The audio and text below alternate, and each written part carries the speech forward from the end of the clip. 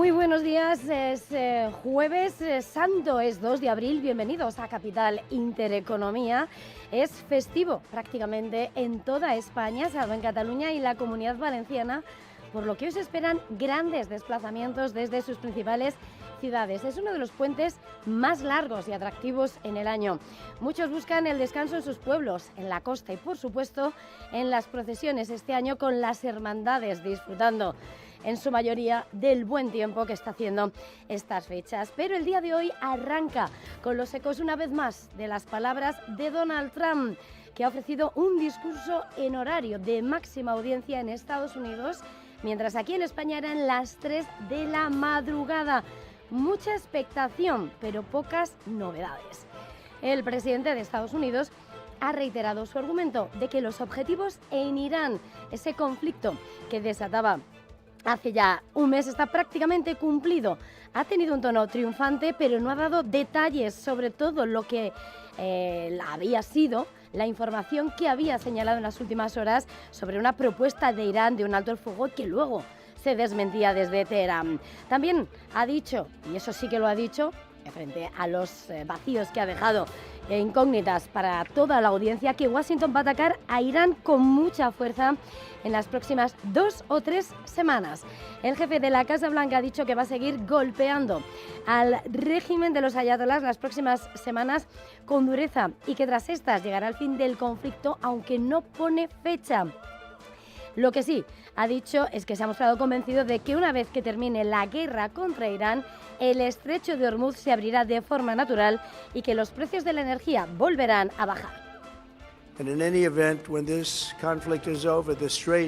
En cualquier caso, decía Donald Trump, cuando termine este conflicto, el estrecho se abrirá naturalmente, simplemente de esa vía natural, de forma natural. Querrán poder vender petróleo porque es lo único que tienen para intentar reconstruir. Se va a reanudar el flujo y los precios de la gasolina volverán a bajar. Las acciones volverán a subir rápidamente. Francamente, no han bajado mucho. Bajaron un poco, pero han tenido muy buenos comportamientos en los últimos días. Beautiful bill. Donald Trump, que minimiza el golpe en los mercados de lo que ha sido esa crisis energética y crisis en los precios desatada por el conflicto en Oriente Medio, y la declaración de que no va a hacer nada por abrir a la fuerza Hormuz, va a seguir cerrado, esa vía clave para la salida del petróleo y el gas del Golfo, y que es clave para el suministro en Asia especialmente, y que azota y golpea a Europa, a los precios. Trump, que ha atribuido el aumento de los precios del petróleo, sin embargo, a los ataques terroristas que ha descrito como desquiciados que el régimen iraní está lanzando contra los buques petroleros comerciales y los países vecinos que no tienen nada que ver con el conflicto.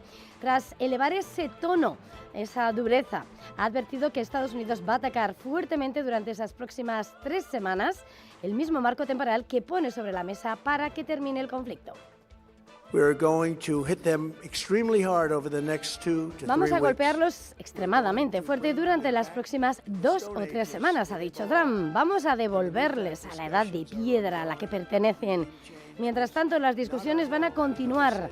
El cambio de régimen no era nuestro objetivo, decía Trump, nunca lo buscamos, pero ha ocurrido debido a la muerte de todos sus líderes. Todos están muertos. Donald Trump, que ha parecido entonar un discurso de cara a sus votantes, ha señalado que la guerra no se va a extender eternamente y ha justificado los motivos que le llevaron a atacar al régimen de los ayatolás. Reiteraba que Irán estaba intentando reconstruir su programa nuclear en otro sitio totalmente diferente, que por eso tuvieron que acabar con ellos. El régimen entonces, decía Trump, buscó reconstruir su programa nuclear en una ubicación totalmente diferente, dejando claro que no tenían intención de abandonar su búsqueda de armas nucleares. También estaban construyendo con rapidez un enorme arsenal de misiles balísticos convencionales y pronto, decía Trump, habrían tenido misiles capaces de alcanzar el territorio estadounidense, Europa y prácticamente cualquier otro lugar de la Tierra. Son las palabras de Donald Trump que no han tranquilizado para nada a los mercados y que vemos cómo están alimentando la ansiedad, el motor inflacionario, y están avivando la huida del riesgo. El petróleo Brent se está disparando un 6%, vuelve a superar los $107 el barril. Y el West Texas, el de Estados Unidos, también con un alza del 5%. Volvemos a ver al Brent por encima de esos $100, ese petróleo. Y las bolsas asiáticas han revertido el tono. Es la región más castigada por la crisis de suministro desatada con el cierre de Hormuz y que vuelve a verse arrastrada por el pesimismo. Inversores que huyen del riesgo, que hunden al Kospi surcoreano, más de un 4%, casi el 3% lo que se deja a Tokio. Y ojo a lo que pasa en ese índice del miedo, el índice de la volatilidad del VIX disparándose un 5%.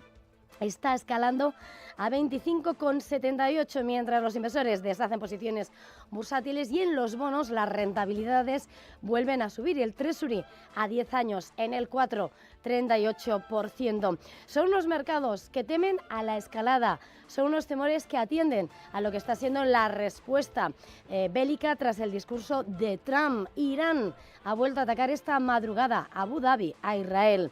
Fuego cruzado después de que el discurso de Trump no haya puesto una fecha al final del conflicto y haya elevado la amenaza contra el suelo iraní, intensificando la preocupación en los países del Golfo tras más de un mes de guerra. Irán, como decíamos, ha acusado a Israel, pero además ha acusado a Donald Trump de estar manipulado por el primer ministro israelí Benjamin Netanyahu. El portavoz de Exteriores de Teherán ha señalado que todos los iraníes van a defender su país.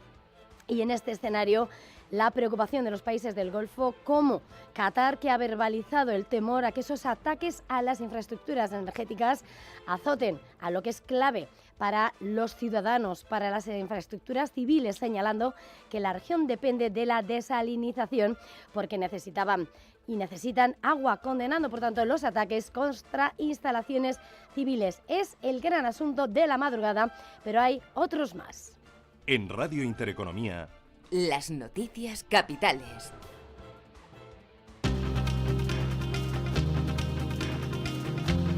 Banco Santander patrocina este espacio.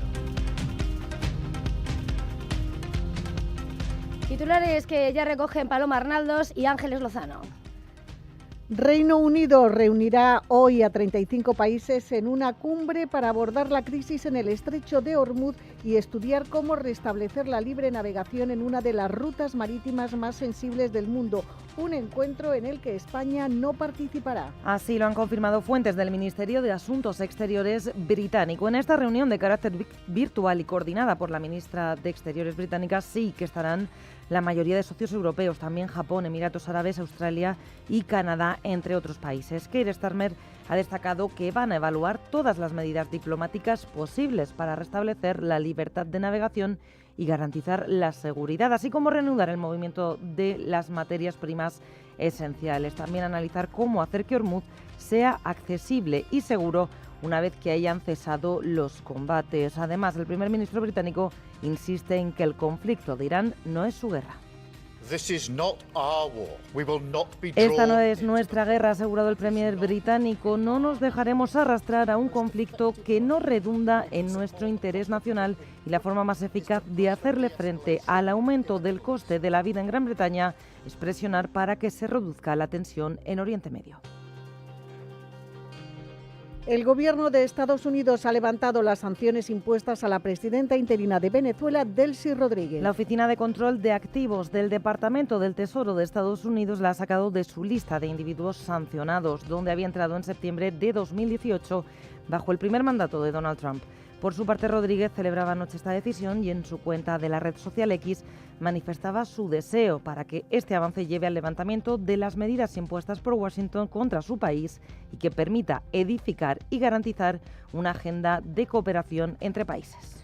Después de 50 años, el hombre regresa a la Luna. A las 12:30 de la noche, hora española, ha tenido lugar el lanzamiento desde Cabo Cañaveral de la misión Artemis II. Era a las 12:35. La NASA iniciaba la carrera lunar del siglo XXI. 4 astronautas viajan a bordo de la nave Orión en la primera misión tripulada a nuestro satélite desde el año 1972. El viaje ya en marcha reúne a 3 astronautas de la NASA y 1 de la agencia canadiense en una misión que va a durar 10 días.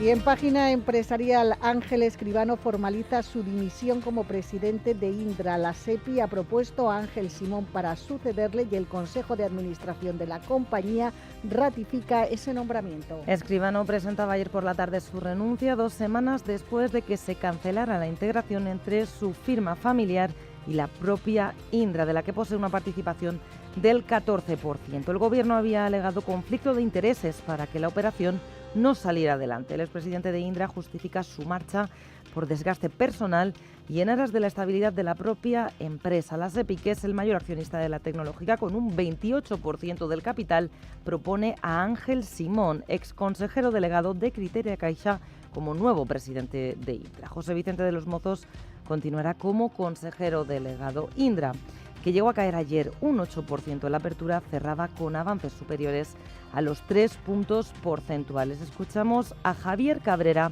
analista de XTV. Pensamos que todo este revuelo político no le viene bien a la compañía porque crea bastante incertidumbre y ahora la persona que asuma el cargo de la presidencia pues posiblemente esté bajo un fuerte escrutinio, no solo del propio gobierno en sí, sino también del resto de accionistas. Así que creemos que es normal que veamos estas caídas, pero bueno, en cualquier caso es muy probable que la compañía siga siendo o vaya a ser la líder dentro de nuestro país en este segmento en concreto de defensa. El discurso de Donald Trump cae como un jarro de agua fría en los mercados. Se espera un Jueves Santo de fuertes ventas en la renta variable. Las bolsas europeas abrirán con fuertes caídas después de que el presidente estadounidense haya alejado el posible fin del conflicto en Irán. Sus palabras reavivan las preocupaciones sobre la estanflación. Los futuros europeos están cayendo con fuerza. Tenemos al futuro del DAX de Frankfurt recortando un 1,9%. En París, caída del 1,64% para el futuro del CAC 40, mientras que el del Eurostoxx supera los 2 puntos porcentuales de recorte. En esa misma cota vemos el futuro del IBEX 35 dejándose 2 puntos porcentuales. Si nos fijamos en los futuros americanos, también cayendo por encima del 1%, futuro del Dow Jones recortando un 1,25%, el del S&P 500 un 1,4% y el del tecnológico Nasdaq cayendo hasta ahora un 1,8%. Las bolsas asiáticas, por su parte, se disponen a cerrar la jornada con descensos también importante. Bolsa de Shanghái recortando un 1,2%. En Hong Kong el Hansen se deja un 1,4%. Mayor es la caída que vemos en Seúl para el Kospi del 4,8%. Nos fijamos también en los mercados de materias primas, donde tenemos a esta hora al barril de Brent, el de referencia en el viejo continente, subiendo un 6,8% en $108,07 el barril. En cuanto al crudo, West Texas cotizando en 106,55, es una subida del 6,4%. Por su parte, el dólar se mantiene como activo refugio y fijándonos en el oro tenemos una caída del 4,3%, la onza en $4.605. Y en la agenda del día, hoy Jueves Santo, pocos datos macroeconómicos en Europa. Además, se espera una jornada con menor volumen de negocios. Recuerden que mañana y el próximo lunes los mercados del viejo continente permanecerán cerrados. Jornada semifestiva en Europa que despeja el calendario macroeconómico. El BCE dará a conocer su boletín económico. Francia celebra subasta de deuda a 10 años e Italia publica las ventas minoristas de febrero. En Estados Unidos conoceremos el informe Challenger sobre puestos de trabajo, la balanza comercial y el paro semanal como cada jueves. Además, la FED publica su balance mensual. Y más noticias. Podemos apuesta por una candidatura unitaria en Andalucía con un 81% de apoyo en una consulta entre casi 6.000 inscritos. Las bases de la formación en Andalucía han votado a favor de la construcción de una candidatura lo más amplia y unitaria posible de cara a los comicios andaluces del próximo 17 de mayo en una consulta realizada por el partido de forma express. La pregunta sometida al criterio de las bases ha sido: ¿estás conforme con que Podemos Andalucía busque los acuerdos necesarios para conseguir una candidatura más amplia y unitaria posible para las próximas elecciones andaluzas?